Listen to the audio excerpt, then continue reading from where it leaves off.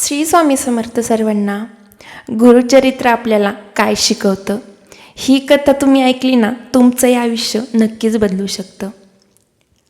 जेव्हा सगळ्यांनी साथ सोडली तेव्हा गुरूंनी हात धरला.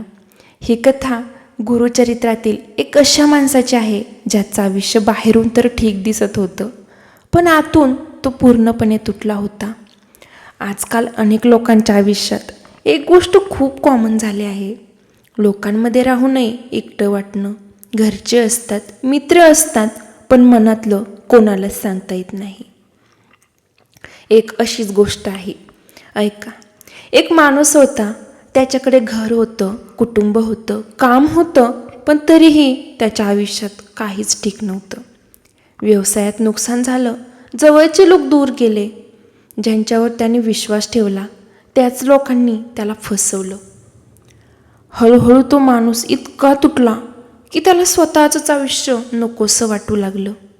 रोज रात्री तो एकटाच बसायचा आणि मनात एकच प्रश्न यायचा, मी इतकं वाईट काय केलं आहे? हे वाक्य आज कितीतरी लोक मनात म्हणत असतात, पण सांगायला हक्काचं असं कोणी दिसत नाही. कधी आपल्याला वाटतं आपण सगळ्यांसाठी चांगलं केलं, पण शेवटी दुखावलं मात्र आपल्यालाच गेलं. एक दिवस तो माणूस घर सोडून निघाला, कोणाला काहीच न सांगता. त्याला कुठे जायचं आहे हेही माहीत नव्हतं. फक्त मनात एकच विचार होता, या सगळ्यांपासून दूर जायचं. तो चालत चालत एका मंदिराजवळ पोहोचला. रात्र झाली होती, मंदिरात कोणीच नव्हतं. तो तिथेच बसला आणि खूप दिवसांनी पहिल्यांदा तो मनापासून रडला. तो म्हणाला, देवा, जर तू खरोखर असशील तर मला एकदा तरी मार्ग दाखव. रडता रडता त्याला झोप लागली आणि त्या रात्री त्याला स्वप्न पडलं. स्वप्नात त्याला गुरु दिसले. ते खूप शांत होते. त्यांच्या चेहऱ्यावर एक वेगळीच करुणा होती. गुरूंनी त्याला विचारलं, तू एवढा एकटा का वाटून घेतो आहेस? तो म्हणाला, कारण आता माझ्याकडे कोणीच उरलं नाही. तेव्हा गुरूंनी हलकंसं हसून सांगितलं, जेव्हा सगळे दूर जातात ना, तेव्हा माणूस पहिल्यांदा स्वतःजवळ आणि देवाजवळ येतो. तो शांतपणे ऐकत होता.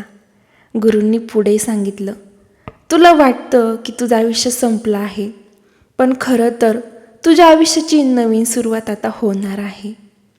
सकाळी त्याला जाग आली. स्वप्न खरं होतं की नाही हे त्यालाच माहीत नव्हतं, पण इतक्या दिवसांनी त्याच्या मनात थोडी शांतता आली होती. मंदिराच्या बाहेर एक वृद्ध माणूस बसला होता. त्याने त्या माणसाकडे पाहिलं आणि अचानक म्हणाला, हार मानू नकोस बाळा, तुझ्यासाठी अजून खूप काही बाकी आहे. तो थक्क झाला, कारण हे शब्द त्याच्या स्वप्नात ऐकले होते. त्या दिवसापासून त्याने एक छोटासा निर्णय घेतला. तो रोज सकाळी गुरूचं नाव घ्यायचा, थोडा वेळ स्वतःसाठी काढायचा आणि पुन्हा आयुष्याला सामोरं जायचा. सुरुवातीला काहीच बदललं नाही, पण हळूहळू त्याचं मन बदलायला लागलं. तो पुन्हा काम करू लागला. नवीन लोक भेटले, त्याला एक छोटा व्यवसाय मिळाला आणि सगळ्यात महत्त्वाचं म्हणजे त्याला स्वतःवरचा विश्वास परत मिळाला. कारण गुरूंनी त्याला पैसा दिला नाही, चमत्कार केला नाही, त्याहून मोठी गोष्ट दिली, जगायची हिंमत. हीच गुरुचरित्राची खरी शिकवण आहे बरं का.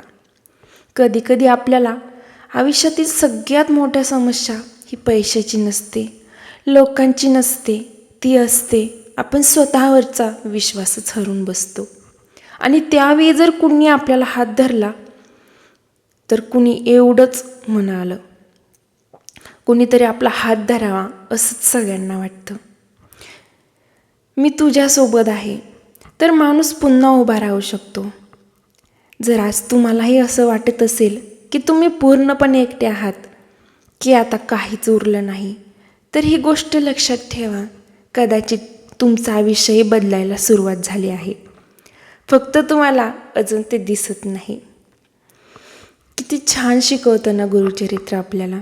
जेव्हा सगळे सोडून जातात तेव्हा गुरु आपल्याला एकटं कधीच सोडत नाहीत. हीच तर आहे गुरुचरित्राची खरी शिकवण आणि गुरूंचा खरा आधार. श्री स्वामी समर्थ.